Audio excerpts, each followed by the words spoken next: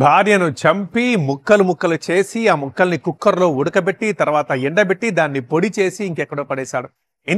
మేము మా పిల్లలతో సంతోషంగా ఉంటున్నాం అంటే దానికి కారణం Neo fresh touch floor cleaner. Neo fresh touch floor cleaner క్రిముల బారి నుంచి మనల్ని రక్షిస్తుంది మరియు మంచి సువాసన కూడా ఇస్తుంది. అయితే మీరు కూడా మీ కుటుంబంతో సంతోషంగా గడపాలనుకుంటున్నారా?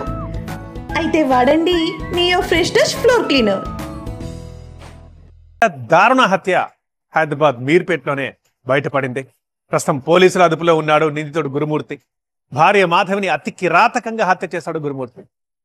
మృతదేహాన్ని ముక్కలు చేసి కుక్కర్లో ఉడికించి ఆ తర్వాత ఎండబెట్టి పొడిగా చేసి చెరువులో కలిపేశాడు.